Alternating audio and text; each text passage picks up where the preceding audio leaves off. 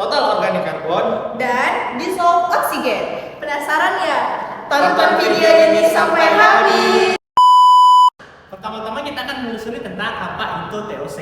Jadi TOC atau total organik karbon adalah jumlah karbon yang terdapat dalam senyawa organik dan biasanya digunakan untuk menentukan kualitas air.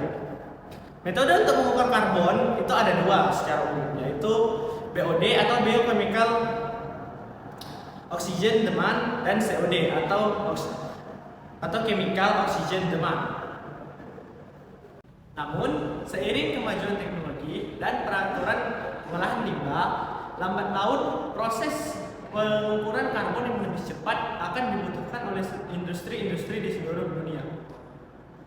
Nah, yang sudah kita ketahui bahwa secara umum metode dalam pengolahan limbah itu terbagi menjadi dua, yaitu secara BOD dan COD. Namun, seiring berjalannya waktu dan berkembangnya teknologi, industri di seluruh dunia, terutama Amerika, itu sudah menggunakan metode yang dikenal dengan TOC atau Total Organic Carbon.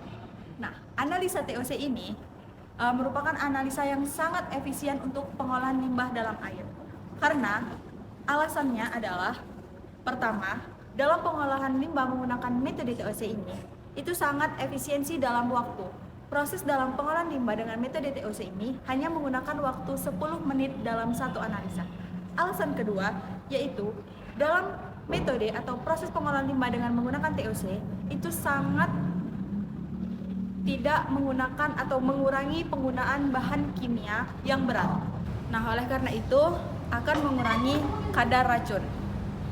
Metode TOC yang bisa digunakan dalam pengujian sampel adalah metode TOC analyzer. Metode TOC analyzer ini adalah sebuah alat yang digunakan untuk mengukur atau mengetahui kandungan karbon organik secara keseluruhan dengan sampel berupa air. Alat ini dapat digunakan untuk menentukan kualitas air di suatu lingkungan. TOC bisa mengukur kadar organik karbon secara singkat dan akurat, bukan hanya untuk pengujian air biasa, tetapi juga dapat digunakan untuk mengetahui kadar organik karbon yang terdapat pada air limbah. Hal ini digunakan untuk mengetahui kualitas air limbah yang digunakan untuk sampel. Nah, TOC juga memiliki beberapa fungsi. Ada 5 fungsi TOC. Yang pertama, mengukur kualitas air. Yang kedua, mengidentifikasi bahan kimia berbahaya. Yang ketiga, mengidentifikasi bahan kimia organik. Yang keempat, menilai kualitas air. Dan yang kelima, mengukur konsentrasi bahan kimia. Nah, itulah 5 fungsi dari TOC.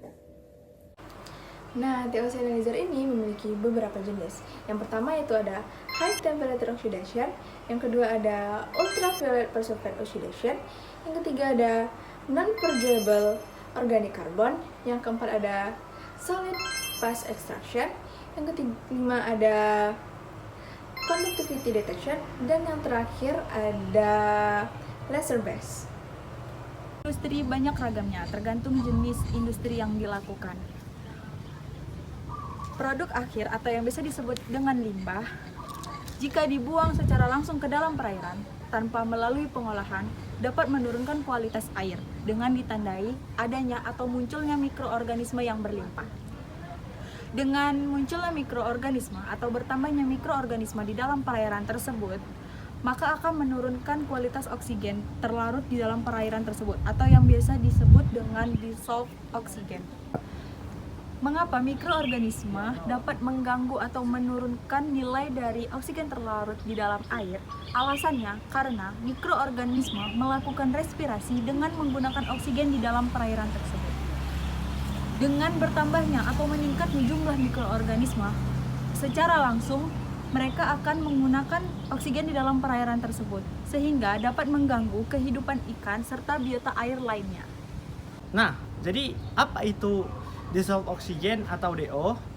DO itu mengacu kepada tingkat oksigen bebas non-senyawa yang ada pada air atau cairan lainnya. DO merupakan salah satu parameter penting dalam menilai kualitas air karena pengaruh DO terhadap organisme hidup dalam suatu perairan. Kadar DO yang terlalu tinggi atau terlalu rendah dapat membahayakan organisme hidup di perairan tersebut dan mempengaruhi kualitas air. Dari mana asalnya dan bagaimana oksigen terlarut memasuki air? Nah, oksigen terlarut memasuki air melalui udara atau sebagai produk sampingan tanaman. Oksigen terlarut juga dapat dihasilkan sebagai produk limbah fotosintesis dari fitoplankton, alga, rumput laut, dan tumbuhan lainnya. Meskipun fotosintesis terjadi di permukaan, namun sebagian besar fotosintesis perairan terjadi di bawah air. Karena fotosintesis perairan bergantung pada cahaya. Oksigen terlarut akan mencapai puncaknya pada siang hari, namun akan menurun pada malam hari. Sekian video dari kelompok 7 and see you.